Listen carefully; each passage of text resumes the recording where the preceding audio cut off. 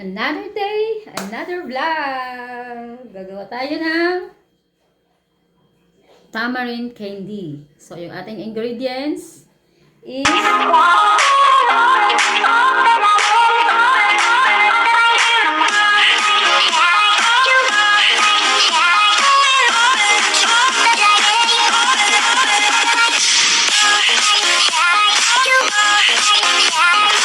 syempre, meron tayong tamarind.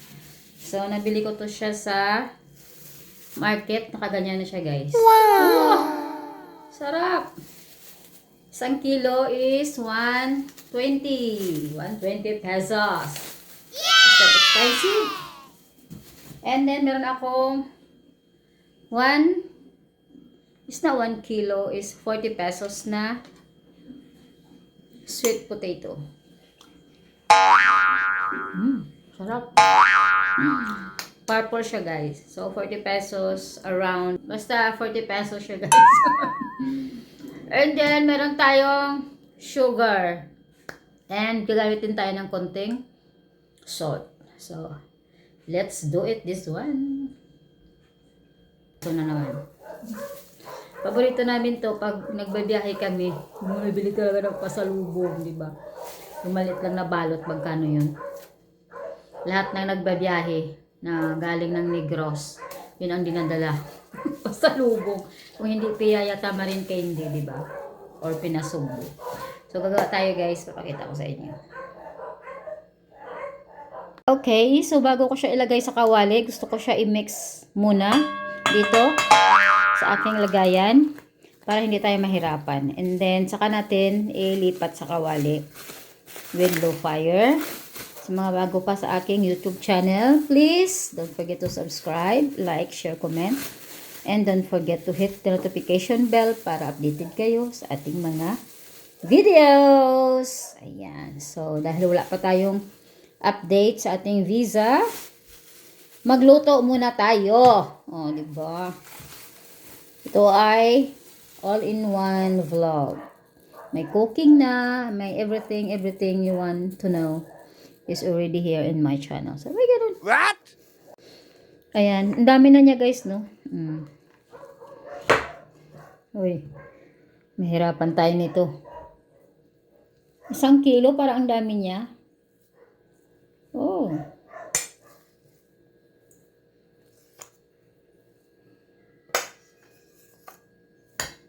Yan na lang. Kasi ito titira ko, kakainin ko. And then, mix lang natin.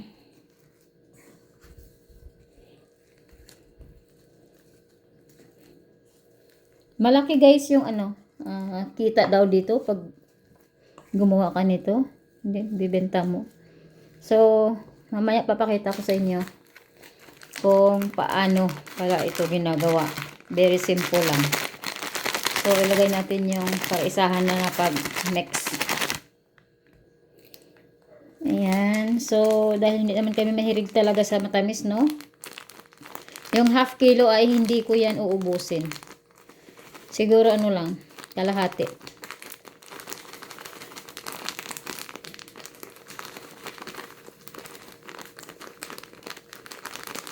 Kalahati lang siya. Yan. Kasi baka sobrang tamis, ayaw ko naman. Depende, guys, sa inyo. Sa inyong preferences. Basta may ganun.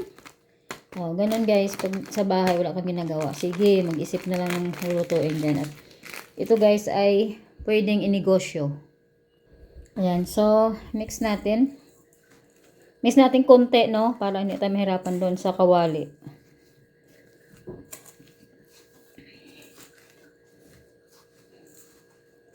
Ayan. Sino ba ang ang mahilig nito? Champoy to sa atin, no? Champoy. Please comment below. Yung iba, guys, hindi naman naglalagay ng ng kamote. Pero depende nga sa inyo. So ako gusto ko may kamote para hindi siya talagang puro lang na sampalok.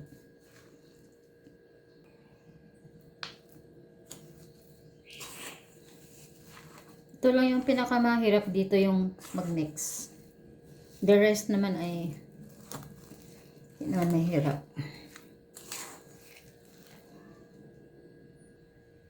So, yan na guys. Na-mix na siya natin. And then, lagyan ko siya ng konting rock salt. Rock salt. Kunting-kunti lang ha. To ano lang, to balance the the taste. And then mamaya naman maglalagay naman tayo mamaya pag magbalot tayo. Papakita ko sa inyo. Then mix natin ulit. So, next time gagawa ako ng ano naman.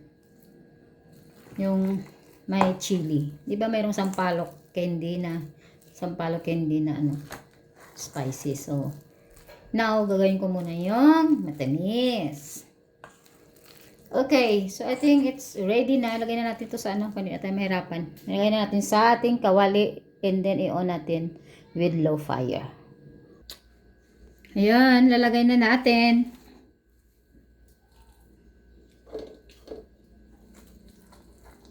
Dami pala, no? 1 kilo.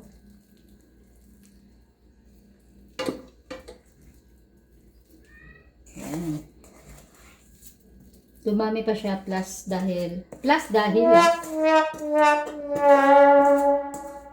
dahil sa kamote. Kaya ganun. Ayan.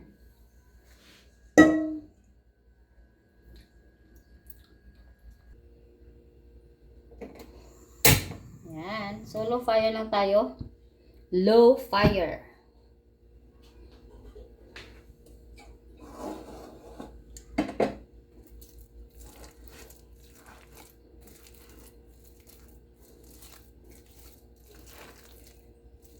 Sarap, oh. Sarap na ng hitsura niya. Ay!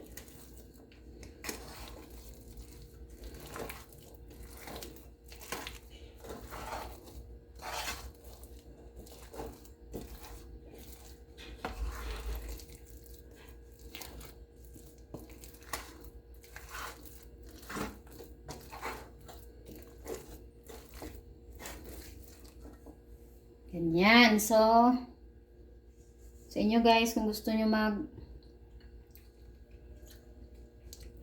mga kunting negosyo-negosyo sa bahay, mga nanay na walang ginagawa, pwede nyo to guys, oh. Ka-idea kayo.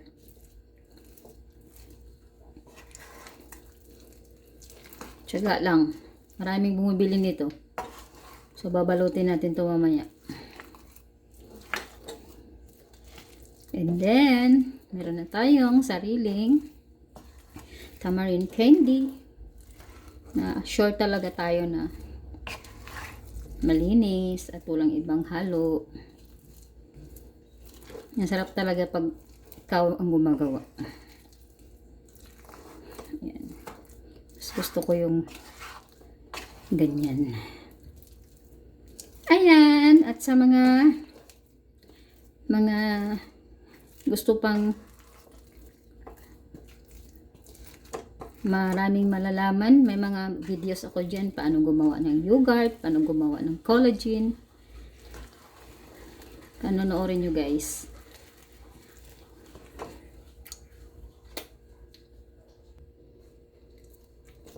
So, check. Yan na guys. Talagang halong-halo na siya. At saka, hindi mo naman kailangan siya na patubigin, no? Or para maluto talaga yung asukal. Parang inaano lang siya. Yan, para ma-mix mo siya ng maigi. Talagang ilalagay mo siya sa apoy na mahina. Ayan, so kung sa palagay mo ay okay na yung kanyang, alam mo yun yung parang yung ano niya, yung lapot niya. So, pwede na natin yan balutin. Cool down natin, tapos balutin natin. So, wag malakas ang apoy kasi baka masunog, mag-iibang amoy ng ating champoy. Baka magiging uling ng amoy. Ayan, that's it. So, cool down na natin to guys. Okay na to. So, ililipat na natin sa ating lagayan ulit na malinis. Diyan natin siya palamigin. Look at that! Oh my! So yummy. Naglalaway ako. Woo! Comment ang naglalaway. Comment ang naglalaway, guys. Paborito ng mga Pilipino.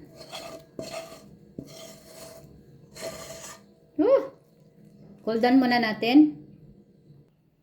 Ayan, tips. Gumamit tayo ng kahoy na kahoy na panghalo, pang ganyan. Huwag yung plastic o huwag yung stainless kasi parang mahirap. Pero pag kahoy, ako ang dali lang. So, cool down natin konti bago natin balutin. So, ang gagamitin kong pangbalot ay ito. Ayan. Depende sa inyo guys, or plastic, o yung may kulay. Ito yung ginagamit na pag gumawa kayo ng mga tosino, chicken fillet, ito yung ginagamit nila. So, meron ako nitong stock. Kasi noon, nag-aral ako ng food processing. So, marami akong natirang ganito. So, nakita ko siya. So, sabi ko, ito na lang gagamitin ko. So, try natin ito gamitin para pakinabangan natin. Ganyan siya. Okay, then, maglagay daw ng asin para to balance daw. Pero depende sa inyo guys ha, asin o asukal. Pero sa akin, konting asin siguro. Ayan. And then, kukuha lang tayo ng portion. O better, diretso na siya sa diretso na siya sa plastic. Hindi ko siya paano gagawin. Kasi ayaw ko humaka. Kasi meron akong nail polish. Siguro maganyan-ganyan lang ako. Kasi hindi naman to pang negosyo. Ito ay pang bahay lang. Ayan. And then, babalutin ko siya siguro ng ganyan. Pahabain ko. Laki ah.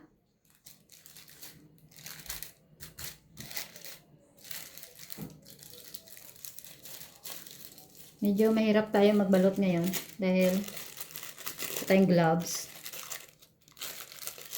Ayan. Wow! Pag ganito siguro kalaki, no? Ang bibilhin mo, magkano kaya? Kaya mag-price dyan, guys.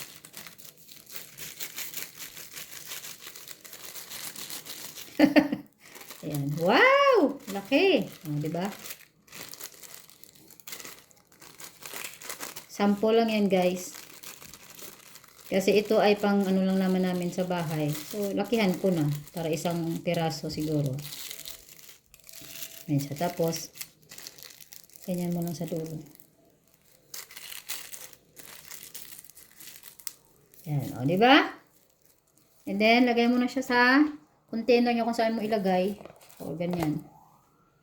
Yun na! Taran! So, repeat the process.